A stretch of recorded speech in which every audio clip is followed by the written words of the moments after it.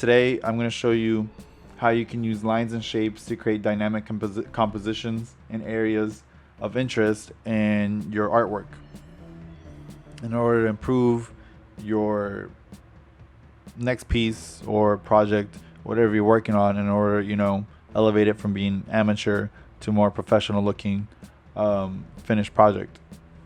Tutorials of RamOFT, a little mini series where I answer your pressing questions, concerns, and learning how to do art and various other things in the art world. And I'm here to teach you what I've been learning and what I've been picking up from various resources and people and mentors and masters that I've been looking up online, having their skills, come down to me, pass it along to you guys for free, because I paid for some of the stuff, and I'm like, you know what? What's the point of paying for all of this if I can't share some of it with the world out there, and teach more people to do better art, get better design all across the world, etc., etc. Kind of rambling, but we'll see how that works. But anyway, today's episode is over line and shape, and continuing off of the idea of improving your composition and figuring out ways to bring interesting dynamic poses and compositions on layouts to bring an area of interest for your viewers in order for them to start looking at your art a lot longer and appreciating it a lot more. So with that, we're going to do a quick exercise. What I like to do sometimes is, I usually like to start off before any drawing, is just do an array of lines across the page on a scratch sheet of paper or layer, and just use my entire arm, particularly my shoulder, as the pivot point to paint out these parallel lines, evenly spaced and distributed, in order to practice my eye for catching out, spacing, perception, perspective, and just getting consistency with laying down my lines and having longer lines without having to do hatching onto a line, which, if you're a beginner, you might use your wrist to draw a single long line with your wrist. And you might think that's fine, that's how you draw, but not just an art reason, it's actually dangerous to keep doing that for a medical reason, because your wrist will deteriorate in like 5 years if you keep doing that, and you're gonna have to be wearing a brace. And besides that, get my exercise out the way, get some mojo going on my arm, drawing out smooth lines, getting used to drawing out lines, all kinds of sorts of stuff. Just different exercises you can do to practice laying down your pencil. Lines don't exist in nature, obviously. We only draw them out. They only exist two-dimensionally. They don't exist in the 3D world as a solid outline. You don't see a black bar or black outline around humans. It's just the edge of the person contrasted with whatever the background is. Lines are representative of edges that exist within various objects and symbols in nature and design. We draw them. We show the world that a line here is the edge of something, obviously. That's how humans have come to drawing out multiple things throughout our history. But there's various types of lines that you should know that exist. One is the intersection of planes, which is intersection of two planes that exist in view. It's basically the middle of a book or the wall and ceiling. For example, you got a book, two different pages come together in the middle, and instead of me drawing out the line, that line exists in the middle. It's the edge. You all know what the middle of a book looks like. That's the intersection. Next we have edge. The edge is, of course, this part, this part, this part, this part. It's all perimeter or side of this plane. Plane is the surface or face of your object. You know, a cube has 6 planes, and these are the edges. Basic geometry, just basic, just know-how. Besides that, we have a cool one. Let me turn on Kali Uchis. We have implied lines, which is the perception of a line between the closure of 2 objects or points. So what I did here is made like a straight line for the glasses, and in the middle it's erased, but looking across the entire top of the glasses, you get a sense of a continuation through there, or an applied line. It can exist throughout many ways if you interpret different things. You got an implied line right here, straight across, straight across. Where else did I put implied lines? You got kind of subtle one. You got one right there. Straight down, straight across. If you drew it clean, there you go. It would connect. This one, it was aiming over here, in a sense. What else we got? Let me see. I tried connecting this to this. Bit of a stretch, but I was trying to aim for like just the weight of like a lot of stuff going down here in the middle where she was leaning at.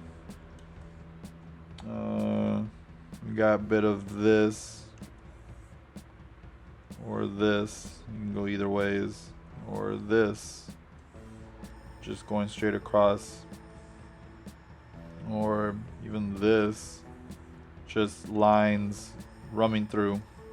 People deliberately think about these kind of things. It's more of a graphic design approach. It's trying to make sure that the image looks appealing and flows smoothly. And a lot of professional masters, in the heyday of 16th century, 15th century, they've gotten to the point where they don't think about like, oh, am I gonna place this line over here connected to this one, or I'm gonna place this line to connect down here.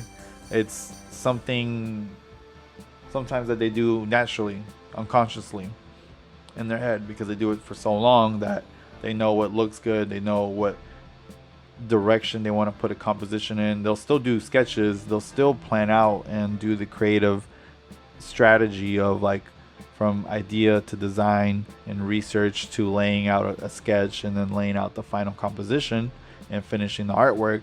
But a lot of the fundamentals that you're learning now as a beginner start to just attach to your brain, and you start doing it on loop, back of the hand, easy as going. You don't have to think about it. You don't have to think about step A, step B, step C. It just goes from A to Z automatically, and you get a lot of stuff done a lot faster. But the next line before we lose track is track lines. Those are lines that are created by following an action or a point of a composition. For that example, it's like change this, track lines or leading lines. I think they kind of work hand in hand some ways.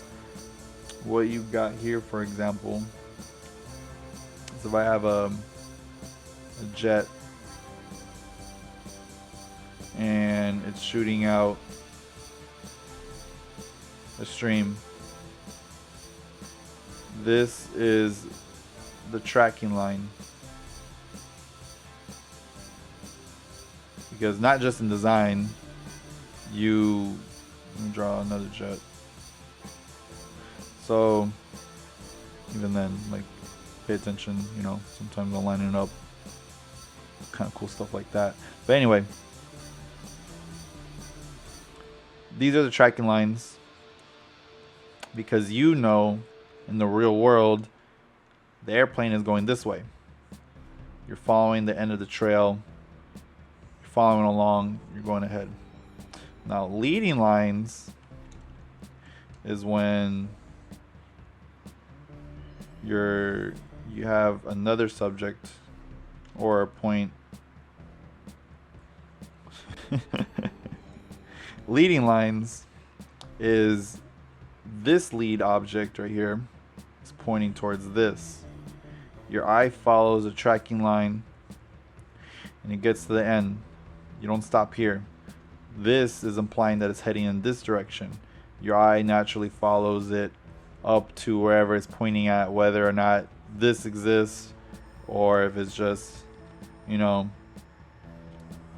just empty space. It's still going to lead off to the corner of the page. That's your leading line. So remember, tracking is following, like you're following a set of footsteps. You're following the object, or you're following the piece or symbol that you drew in your composition. You're following along. Ahead of it is pointing at something. It's leading somewhere. It's going somewhere, whether it's moving or it's stationary. Something is always pointing at something else, however you place it deliberately when you're thinking about these kind of things. The nose of that jet was flying off towards the corner of the composition, the sky, open space, or it's pointing at the enemy or an ally ship, and you want to tell a story of like how it's heading there. It's rushing. It's intense. And those are another set of things you can think about when designing your page or your painting or your layout. Just these little subtle things that make the difference between a boring or interesting composition. Next is the concept of axis lines.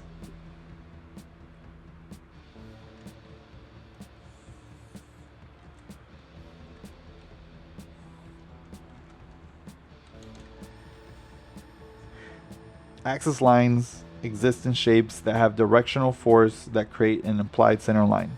Think of the axis of the planet Earth. It's always 23 degrees, tilted. It's a big mass. It has weight. It moves. It circles around. Well, it spins around its axis. It stays consistent with its axis. Almost anything. Well, everything in the world has an axis. The shape axis, this cube axis, this person's head axis line, this hand axis line. It's the center point. It's the center force, the weight of it all. It's where you can know how to balance things. If you're drawing a person holding this planet up and they're leaning over, they're trying to stretch over, pass it along.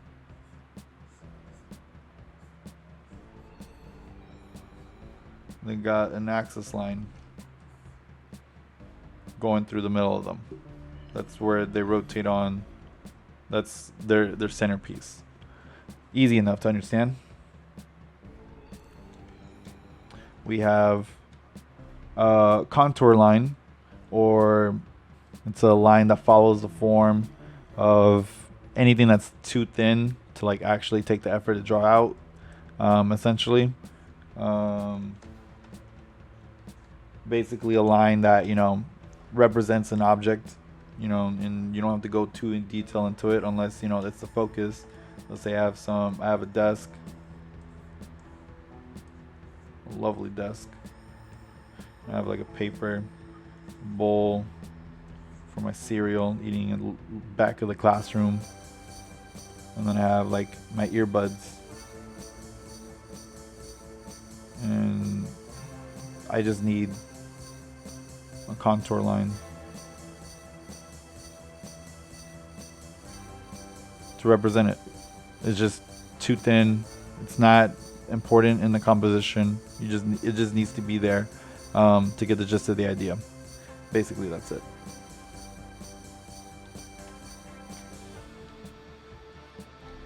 All right, so I made this little cube just to show how shading and lines can still coexist. Well, not coexist, but how lines can be, you know, and anyway. Right here, I'm showing you a fun little cube that I shaded a little bit with 3 different values: lightest value, middle value, darkest value. So sunlight is coming from the top right here. It's hitting this face with the light. It's bright. Highlight, we'll call it the highlight just for right now. Then this face is facing away. This is touching the light, so this doesn't get as much light as it. It's a different tone. This one is facing completely away from the light, not even being touched by it, so it's the darkest value. This all around here just gets all the light bouncing off the top or around, scattered around, just gives a general like light background. But we're going to specifically look at, this is a hard edge. I spelled edge right? No, I didn't. Edge. It's a line. You drew it. It's 2-dimensional. Point A, point B. Simple as that. That's the edge of this cube. But what we have here is an edge that is created from 1 and 2 planes. It is a very hard edge, just because of the fact that also I drew the outline. But if this was blended, like right here, if this is all blended in together, you don't have a solid black outline. You don't have a line to, like, you know, to identify this plane or surface. It's only an edge or a line just because it's the middle of between this value and this value. That's an edge right there. Same thing goes for here. 2, 3. You got an edge right here because the lack of light and the source of some light is coming together at a fine point where the face turns away. You can identify that as a line. You see, you can follow the direction changing just because of this line right here. Some depth. It gives some depth, and it's just an interesting way to look at how these things all interconnect. And so when you're planning out your composition, or you're planning out what you want to draw, you basically have to decide in the beginning of the drawing, right before you like lay everything down, is what do you want to have the lines or the edges to represent? What is their purpose? Do you want your drawing to be just different planes, different surfaces, just combining in the middle, creating your edges? Or do you want to identify your edges with an outline and you just fill in the color and those are your values right there? Or you want to give a more realistic look, more room for interaction and variability and different kind of stuff you can do with your art. Seems like a football plan layout right there, but you get the gist of it. And what you can do is get this color. Ooh, what's going on?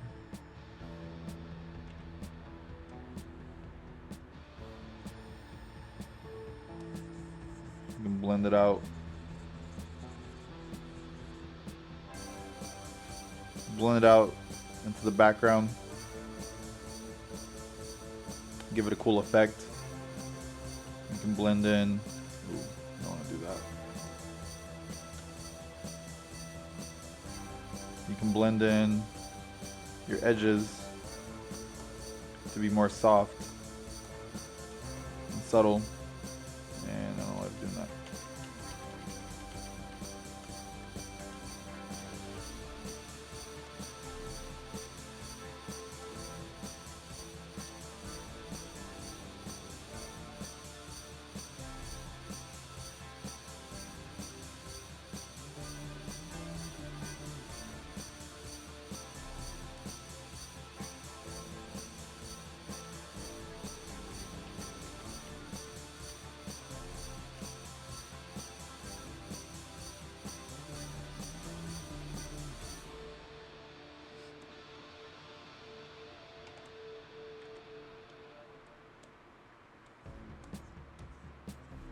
What you can do is you can soften out your edges.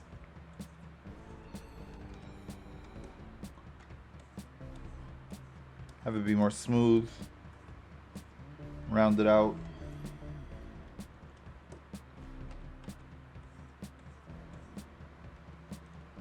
Be a soft turn instead of a hard turn.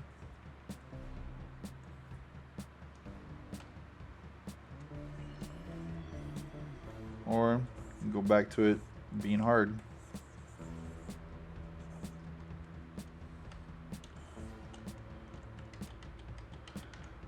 Just depends right there how you want to do it. I'm gonna give it a soft turn. Do a soft turn right there. And then you blend it out.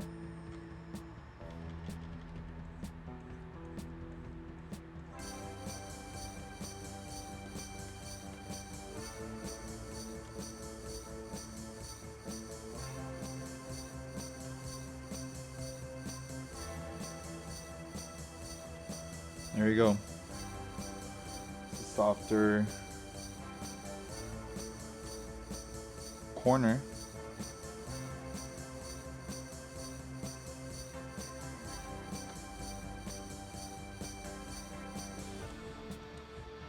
So we have a softer corner now. Softer edge. Just need to render a little bit more. A little fine tuning. It's completely different from this complete solid edge right here. Just some fun little things you can do with it. And if you want to do something cool, put an emphasis on the top, you can like blend this out a little lighter than what you have right there, and like blend out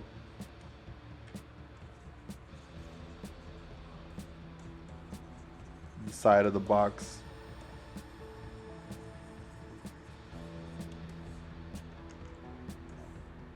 Do this.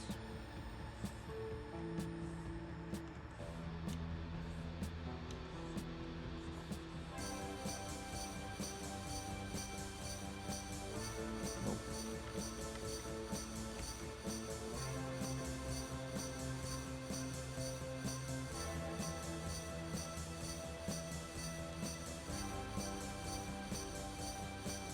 And bringing cool areas of interest, blending in